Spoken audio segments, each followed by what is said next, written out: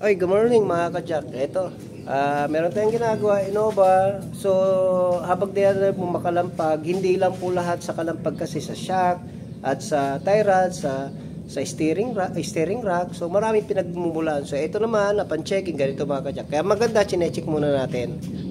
Ito. Ito ating mekaniko. Pag-check nga yung upper, ayun. So, yung upper ball joint niya mga ka-Jack ay upper arm or ball joint. Ayan, makalampag na. So, maluwag na yan. Magpapalit tayo magkabila. So, same din sa kabila. Kaya pala tumutunog. Nako mga ka-Jack, delikado ito ha. Kailangan itong ma-address. Pag nahugot yan, nako po, disgrasya. Ayan, ayun, dalawa may alog. So, ayun na yun. Lalo makikita natin pag inalis natin mamaya. Okay? So, delikado yung mga ka-Jack, yung mga pangilalim. So, dapat ina-address natin yan. Mga ball joint, upper ball joint, lower ball joint, tie rod, mga kailangan i-check talaga yung sasakyan. So, hindi naman tayo agad nagpapalit. Ginagawa natin, chine-check muna natin kung ano yung dapat lang palitan. Kasi kung sabihin natin, shock agad, yung pala, yun ang sira. O kaya yung shock naman, okay pa naman, hindi ka kailangan palitan. O kaya mga tie rod, ganito. So, syempre, check nyo yung tie rod kung okay pa, good naman ang tie rod, mga bushing. So, i-check nyo yung ibang portion, upper ball joint, lower ball joint, tapos shock.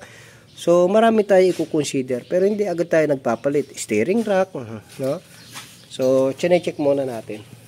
So, ito na baklas na mga ka-Jack, yung ating upper ball joint o upper arm. No? Yan, luwag, no? Isang daliri na lang. Delikado to, matanggal yan, mahugot na ko. Ayan kaya pala tumutunog. Dinig nyo mga ka-Jack. Musta yung ano pala? Sira, magkabila. So yung kanyang upper, ayan magkabila. Wala na, butas ng grasa. Ito yung mga ka-Jack.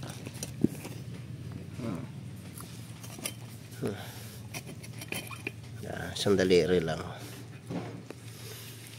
So, Innova, gasoline engine, alisin muna ang battery bago alisin ang ABS sensor para sa ganun hindi na kayo mag-reset. Sa amin, walang problema naman. Meron naman kayong pang-reset. Pero kung wala kayong pang-reset, para hindi na kayo magpa-reset sa labas, no? Mahal din yan. 1.5 din yan. Ayan. Mga ka-Jack, tignan nyo to. Delikado to pag nahugot to sa yun. Kaya kita nyo, wala nang grasa, sira na, nakakatakot pag nahugot yan. Naku, disgrasya. So, papalitan natin, alisin lang natin circlip dyan. Tapos, papaluin lang natin, i-press natin pababa, matatanggal na yan. Sige. Okay.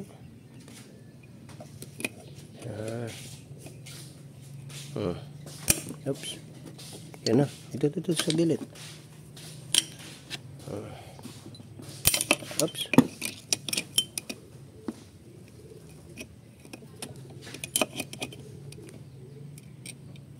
Ayun. Na. Sige, taas mo. Okay.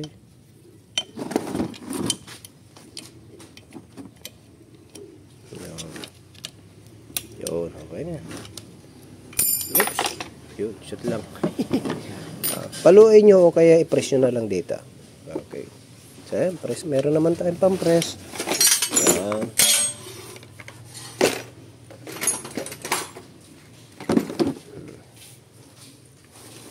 Pwede na kita. Bakal.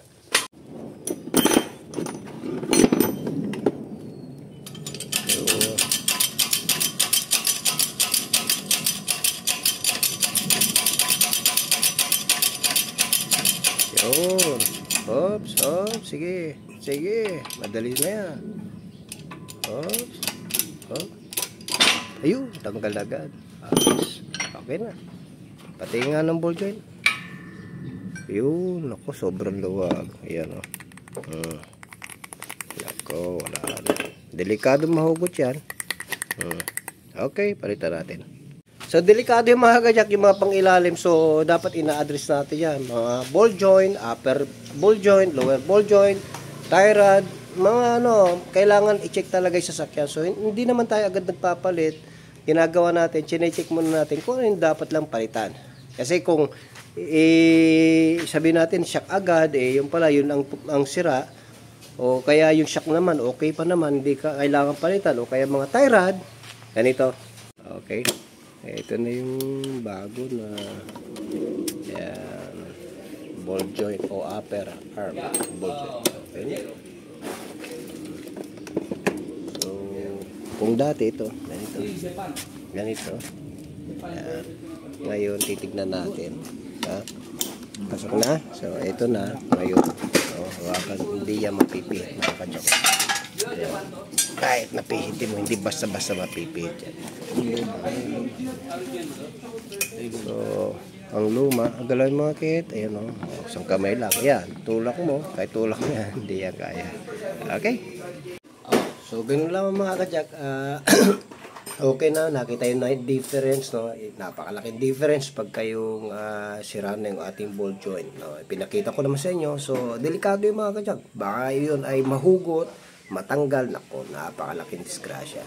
So anyway, sana naibigan nyo naman ang ating panibagong vlog at may na-share tayo. Sana ay may natutunan, no? So anyway, Jacob Alto Soto Care, the shop that cares for your car.